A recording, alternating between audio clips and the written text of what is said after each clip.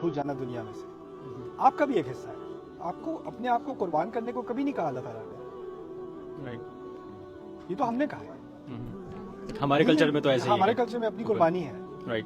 اپنی قربانی کسی حد تک تو ہر ایک کو کرنی ہوتی ہے، لیکن اپنے آپ کو بالکل ہی فنا کر دینا کسی اور کی. پھر میں آپ کو دوسرا اس کی اگلی سائڈ بتاتا ہوں، وہ یہ ہوتی ہے کہ آپ کسی کی رضا کے لیے، کسی اور انسان کی رضا، چاہے وہ والدین ہو، اسپاؤس ہو، بہن ہو، بھائی ہو، جو بھی ہو، آپ ساری زندگی کھپا دو ان کو خوش کرنے کے لیے.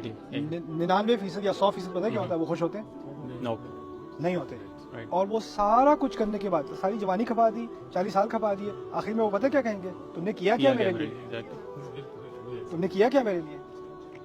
میرا رب جو ہے نا، اس کے لیے تھوڑا سا بھی کرو، اس کی وہ قدر کرتا ہے. ان ھذا کان لکم جزاء وکان سعیکم مشکورا. انسان کی سب سے بڑی غلطی پتہ ہے کیا ہے؟ ہم دوسرے انسان کی رضامندی کے پیچھے بھاگتے ہیں. دوسرے انسان کے ساتھ احسان کرو، دوسرے انسان کے ساتھ انصاف کرو، لیکن دوسرے انسان کی رضامندی کے پیچھے مت بھاگو. رضا صرف اللہ تعالیٰ کی ڈھونڈو. رضا الناس غایۃ لا تدرک. انسان کی رضا ایسی کھائی ہے جس کی تہ نہیں ملتی. یہ کہاوت ہے عربی کی.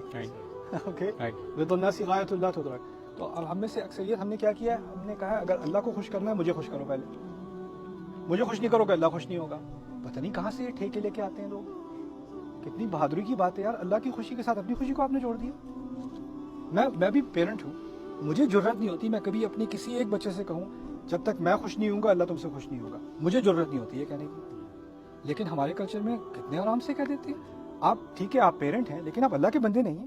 آپ اللہ کے بارے میں ایسی جرأت سے بات کر رہے ہو، کیسے کہہ رہے ہو یار؟ مجھے تو ڈر لگتا ہے ایسی بات کہتے ہوئے. ہاں تو میں کیا، میرے سارے گناہ معاف ہو چکے ہیں، اب اللہ میری رضا میں اپنی رضا پائے گا؟ میں ہوں کون کہ میں ایسی بات کروں؟ کوئی بھی والد، جتنا بھی مقام والد اور والدہ کا اولاد کے اوپر ہے وہ اپنی جگہ ہے، لیکن والد اور والدہ پھر بھی اللہ کا ہی تو بندہ ہے نا. وہ کیسے اتنی بڑی بات کرتے ہیں؟ لیکن ہم نے ان چیزوں کو نارمل اسلام کا حصہ بنا دیا ہے، جیسے اس کا کوئی نقصان ہی نہیں. اس کا سب سے بڑا نقصان اس والد اور اس والدہ کے اپنے ایمان پر ہے.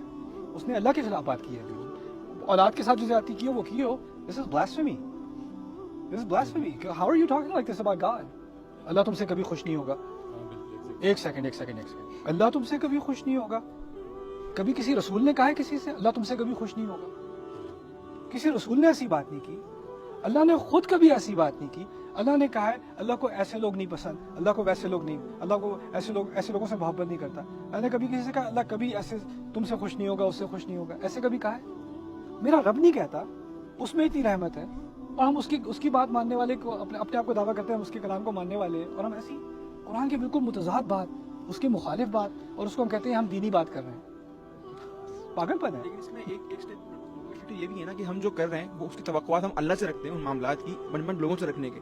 تو لوگ خوش نہ بھی ہوں لیکن ان معاملات میں خوشی ہماری اللہ کی طرف سے آنی ہوتی ہے. دیکھیں اب جتنا آپ لوگوں کو خوش کرنے کی کوشش کرو گے نا اتنا آپ ڈپریشن وہ تو پاسبل نہیں، لیکن ہم وہ کام اللہ کے لیے کر رہے ہیں. میں یہ نہیں کہہ رہا کہ آپ لوگوں کی کیئر نہ کریں. لوگوں کی کیئر کتنی کرنی چاہیے اللہ نے بتا دیا ہے. والدین کا حق ہے، بیوی کا حق ہے، شوہر کا حق ہے، بچوں کا حق ہے. حق آپ ادا کرو.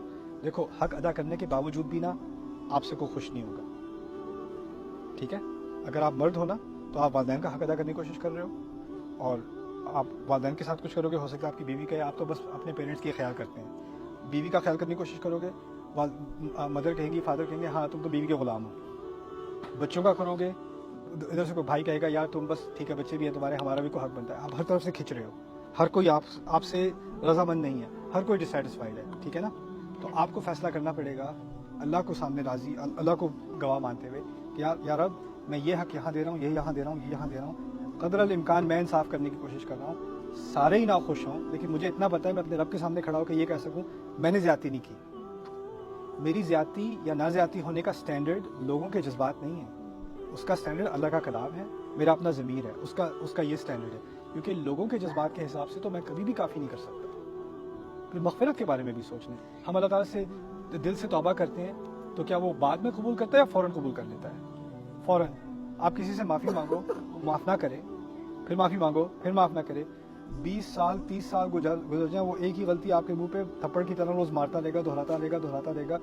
میرا رب جلدی معاف کر دیتا ہے، فوراً معاف کر دیتا ہے. انسان کے لیے معاف کرنا اتنا آسان نہیں ہوتا. ٹھیک ہے نا؟